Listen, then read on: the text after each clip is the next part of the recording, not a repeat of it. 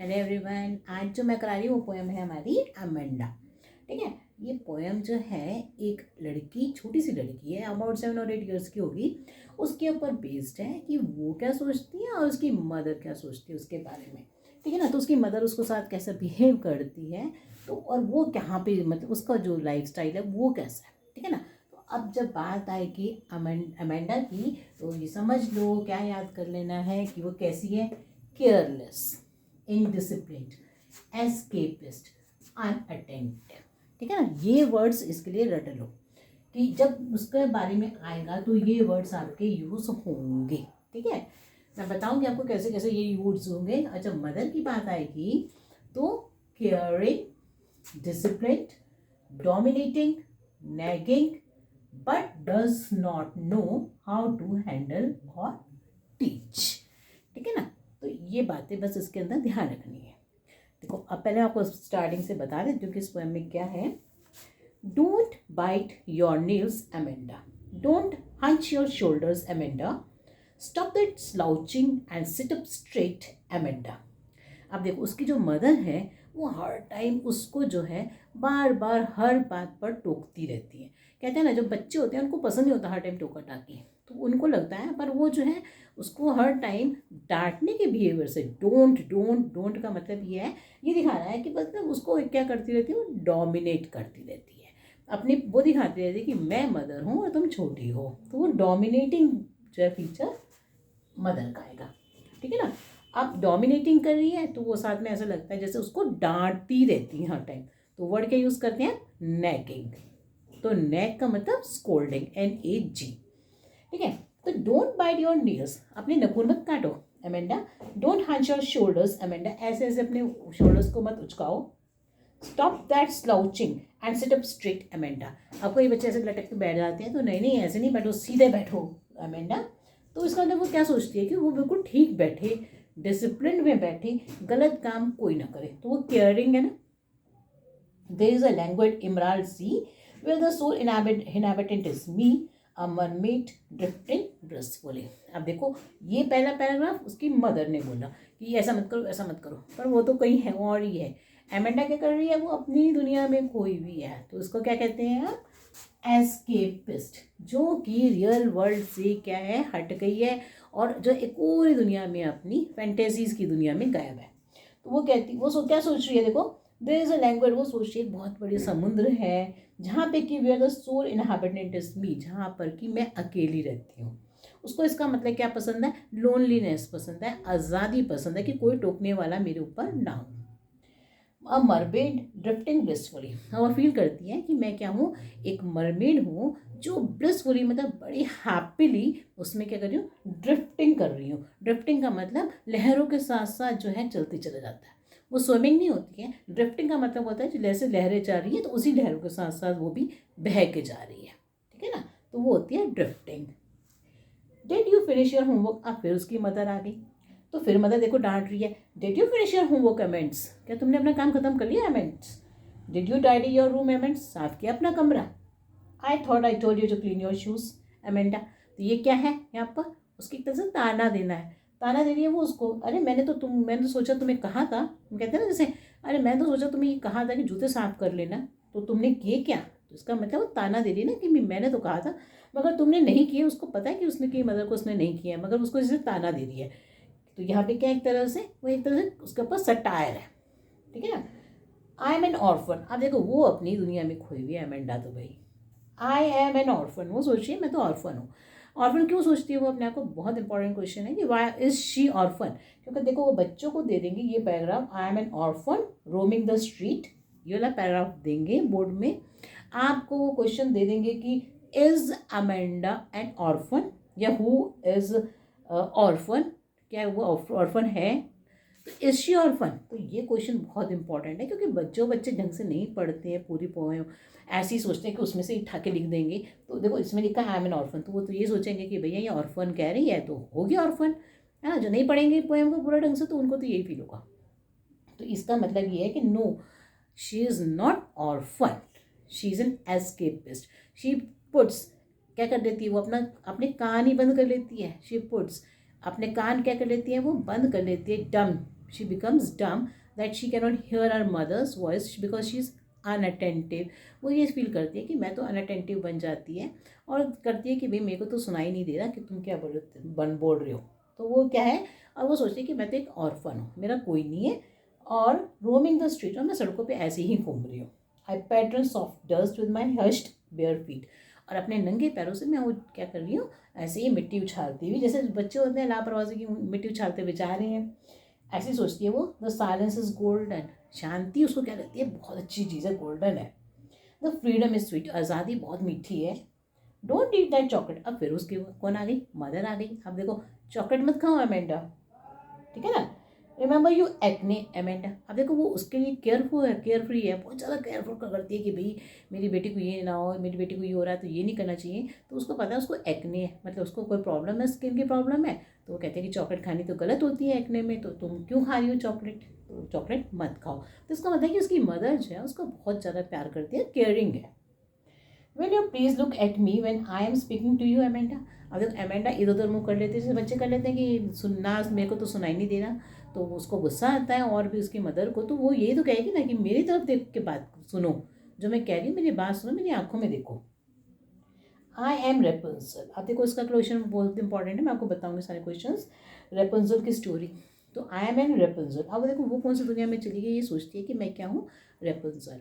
Rapunzel कौन है, एक जो है जर्मन की कहाँ वो है स्टोरी है कि वहाँ पे जो है ये क्या है, एक फेरी, मतलब कि परी जैसी राजकुमारी है, बहुत सुंदर सी राजकुमारी है, जिसके बहुत ज़्यादा लंबे लंबे गोल्डन ब्राउन जो हेयर्स हैं, और वो एक टावर में है। और वो टावर कैसा है, वहाँ पे कोई नहीं होता और बिल्कुल ट्रैंक्विल है। ट्रैंक्विल का मतलब वहाँ बड़ी शांति है, और वहाँ पे जो है वो टावर में ऊपर खड़ी होती है, और वो अपने ऐसे, तुमने सुनी होगी स्टोरी, वो पूरे बाल अपने नीचे ऐसे गिरा देती है, और वहाँ पे से जो एक प्रिंस आकर उसको उसके बालों से पकड़कर उसको ऊपर से टावर पे चढ़ जाता है और उसको निकाल देता है। पर वो ये चाहती है कि मैं क्या हूँ, आई एम रेपुंजल, मैं तो रेपुंजल हूँ, मैं तो वही हूँ। मतलब मैं क्या चाहती हूँ कि एक टावर हो जिससे बड़ी शांति हो, कोई ना हो, फ्रीडम हो, कोई ना हो मेरे अलावा। I have not a care, और मेरे को किसी की भी परवाह ना हो, कोई मेरे को मतलब डांटे वाटे नहीं।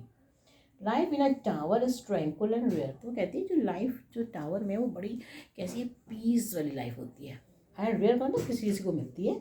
आई will certainly never let down my bright hair. और मैं अभी अपने कभी लंबे लंबे बाल नीचे नहीं छोड़ूंगी, डाउन हेयर नहीं करूँगी, नीचे नहीं लटकाऊंगी कि कोई प्रिंस आए और मुझे वहाँ से निकाल के ले जाए। मैं कभी भी अपने लंबे बालों को नीचे नहीं गिराऊंगी। तो ये कहते हैं मैं हूँ तो रेपुंजल, पर मैं उस आज़ादी को छोड़ना नहीं चाहती जो मुझे उस टावर में मिली है। Stop that sulking at once Amanda. अब फिर उसकी मम्मी आ गई। अब वो कहती है अरे ये रोना धोना सा जैसे तुमने बना रखा है ना, चलो ये बंद कर दो। You are always so moody Amanda, तुम बड़ी मूडी हो, कभी मतलब जो मैं काम करती हूँ करती नहीं हो, मूडी हो तुम तो बहुत। Anyone would think that I net that you Amanda. और तुम जैसे सल्किंग कर रही हो ना, ये तो ऐसे लगेगा जैसे कि मैंने तुमको डांटा है, ठीक है ना। तो ये हो गई हमारी स्टोरी, ठीक है। अब देखो मैं आपके ऊपर इसके ऊपर बताती हूँ कि क्वेश्चंस क्या है इसकी पोएम के।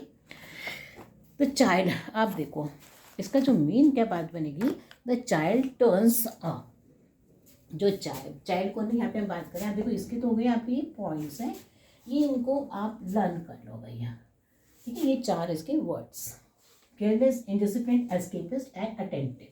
तो देखो यहाँ पे जो आया वो आया careless, she is careless, Amanda is careless, she does not tidy her room, she does not listens to her mother, इस टाइप से आ जाएगा। And discipline, she does not, she has no discipline, है ना, उसका कोई डिसिप्लिन नहीं है, वो काम ही नहीं करती ढंग से टाइम पे।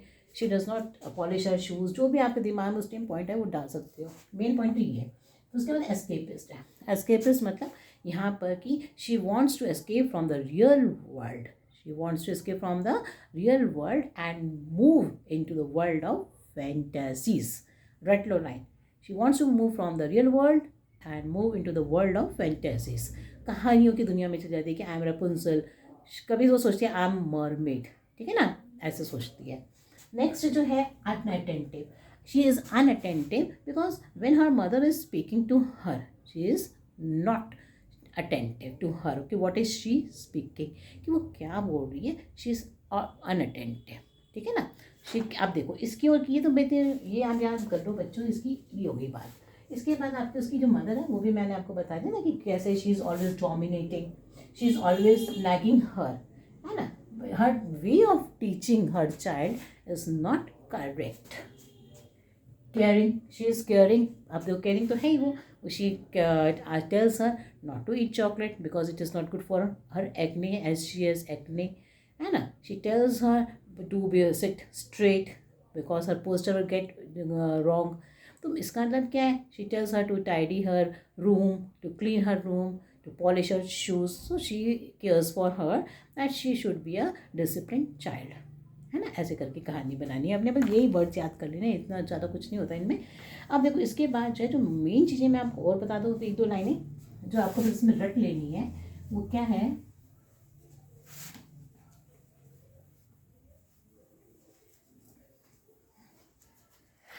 वो याद कर लेना है. द चाइल्ड टर्न्स, ये लाइन मैं आपको बता दूं कि क्या लर्न कर लो इसमें से. The child turns a deaf ear to, देखो वो क्या है? चाइल्ड कौन यहाँ पे? एमेंडा. एमेंडा टर्न्स, ये लाइन रट लो. Turns deaf ear. Deaf ear का मतलब कान बंद करके जैसे किसी की परवाह नहीं करते. Turns a deaf ear to her parents या टू हर मदर. वो डेफ ईयर टर्न कर लेती है टू हर मदर. इसका मतलब अपने उसकी बातों को इग्नोर ही कर देती है. एंड इमेजिन्स हर सेल्फ, और इमेजिन करती है. एंड इमेजिन्स हर सेल्फ, कि वो जो है हर सेल्फ क्या इमेजिन करती है? टू बी एन ऑर्फन, कि वो क्या है? एक ऑर्फन है. ठीक है ना. तो इसका मतलब क्वेश्चन बहुत इंपॉर्टेंट है कि इज शी एन ऑर्फन. इस तरह के क्वेश्चन ही आते हैं, वो उन बच्चों को टेस्ट करने के लिए होते हैं कि भैया पूरी पोएम पढ़ी है कि नहीं पढ़ी है. ठीक है. अब अगला क्वेश्चन देखो. What do you think of her mother and about Amanda. तो मैंने आपको बता दिया कि उसकी मदर कैसी है और एमेंडा कैसी है. ठीक है. अब देखो इज शी सल्किंग. अब वो कहती है कि क्या कहते हैं एमेंडा, डोंट सल्क, स्टॉप सल्किंग, है ना. कहती है ना उसकी मदर कि तुम रो मत ऐसे. तो क्या वो रियली में सल्किंग कर रही है? देखो क्वेश्चन है ये क्या, इज शी सल्किंग. क्या अमेंडा जो है सच्ची मुच्ची में सुबक रही होती है? नो, वो सल्क नहीं कर रही होती. ठीक है ना. तो ये क्वेश्चन में आ जाता है, is she sulking? No, she is not sulking. She is only an escapist. वो एस्केपिस्ट है. She is in the world of fantasies. She is only imagining things. I must be a mermaid, I were a mermaid, sorry I were a mermaid. इस तरह से वो सब सोच ही रही है. ठीक है ना.